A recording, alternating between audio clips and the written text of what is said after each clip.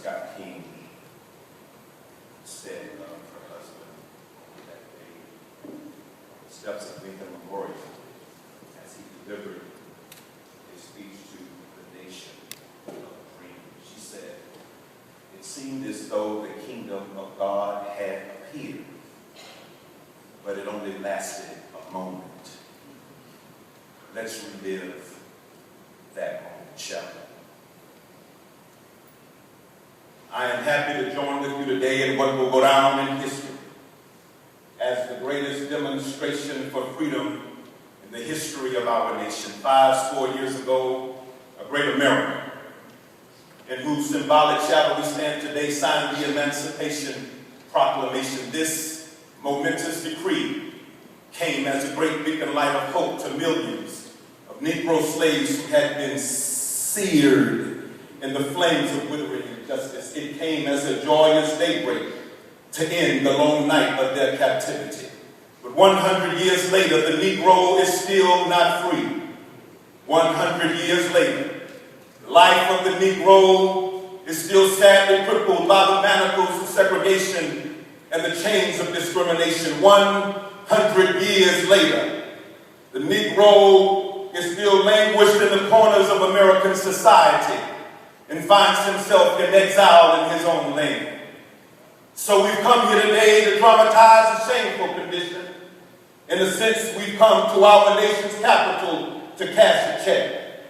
When the architects of our republic wrote the magnificent words of the Constitution and the Declaration of Independence, they were signing a promissory note to which every American was to fall heir. This note was the promise that all men, yes, black men as well as white men, would be guaranteed the unalienable rights of life, liberty, and the pursuit of happiness. Yes. It is obvious today that America has defaulted upon this promissory note as so far as her citizens of color are concerned. Instead of honoring this sacred obligation, America has written the Negro people a bad check. A check which has come back marked insufficient funds.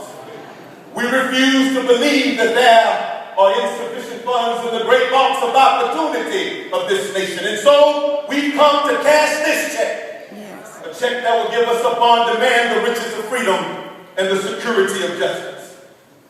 But there is something that I must say to my people who stand on the warm threshold which leads into the palace of justice.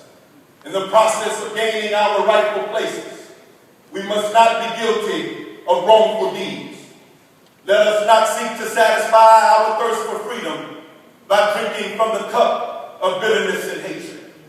We must forever conduct our struggle on the high plane of dignity and discipline. We must not allow our creative protests to generate into physical violence. Again and again, we must rise to the majestic heights of meeting physical force with soul force. And the marvelous new militancy which has engulfed the Negro community must not lead us to distrust of all white people. For many of our white brothers and sisters, as evidenced by their presence here today, have come to realize that their destiny is tied up with our destiny. And they have come to realize that their freedom is inextricably bound to our freedom. This monumental battle we share must be carried forth by a biracial army. We cannot walk alone. And as we talk, we must make the pledge that we should always march ahead. We cannot turn back. There are those who are asking the devotees of civil rights, when will you be satisfied? We can never be satisfied as long as the Negro is the victim of the unspeakable horrors of police brutality. We can never be satisfied as long as our bodies, heavy with the fatigue of travel, cannot gain lodging in the motels of the highways and the hotels of the cities. We can never be satisfied as long as our children are stripped of their selfhood and robbed of their dignity by signs stating "for whites only." We can never be satisfied as long as the Negro's basic mobility It's from a smaller ghetto to a larger one. We can never be satisfied. As long as a Negro in Mississippi cannot vote, and a Negro in New York feels he has nothing for which to vote, no, we are not satisfied. We will not be satisfied until justice rolls down like waters and righteousness like a mighty stream. Yeah. Go back to Mississippi. Go back to Georgia. Go back to Alabama. Yeah. Go back to Louisiana. Go back to South Carolina. Go back to the slums and ghettos of our northern cities, knowing that somehow this situation can and will be changed. Let us not wallow in the valley of despair. So I say to you today, my friends, that even though we must face the difficulties of today and tomorrow, I still have a dream. It's a dream deeply rooted, the American dream, that one day this nation will rise up, live out the true meaning of its creed. We hold these truths to be self-evident, that all men are created equal. I have a dream that one day on the red hills of Georgia, sons of former slaves and sons of former slave owners will be able to sit down together at the table of brotherhood. I have a dream that one day, even the state of Mississippi, a desert state sweltering with the heat of oppression, sweltering with the heat of injustice, will one day be transformed into an oasis of freedom and justice.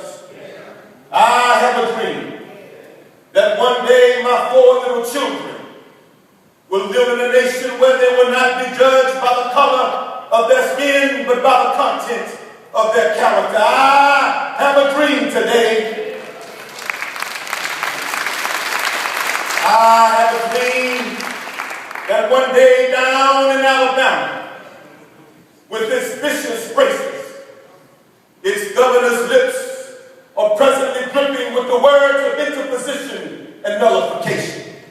One day, right down in Alabama, little black boys and little black girls will be able to join hands with the little white boys and white girls as sisters and brothers. I have a dream today. I have a dream that one day every valley shall be exalted. Every mountain and hill shall be made low. Yes. The crooked places will be made plain, and the rough places will be made straight, and the glory of the Lord shall be revealed, and all flesh shall see it together. This is our hope. This is the faith that I go back to the South with. With this faith, we will be able to hew out of the mountain of despair a stone of hope. With this faith, we will be able to transform the jangling discords of our nation into a beautiful symphony of brotherhood. With this faith, we will be able to work together, to pray together, to struggle together, to stand up for freedom together, to go to jail together. With this faith, we will be able to sing in the words of the "My country, tears of thee, sweet land of liberty, of thee I sing. Land where my fathers died, land of the pilgrim's pride. From every mountainside, let freedom ring." And if America is to be a great nation, this must become true. So let freedom ring from the mighty mountains of New York. Let freedom ring from the prodigious hilltops of New Hampshire. Let freedom ring from the heightening Alleghenies of Pennsylvania. Let freedom ring from the snow-capped Rockies of Colorado. Let freedom ring from the courageous slopes of California. But not only that, let freedom ring from Stone Mountain of Georgia. Let freedom ring from Lookout Mountain of Tennessee. Let freedom ring from every hill and molehill of Mississippi. From every mountain side, let freedom ring. When we allow freedom to ring, when we let it ring from every village and every hamlet, every state and every city, we will be able to speed up that day when all of God's children, black men and white men, Jews and Gentiles,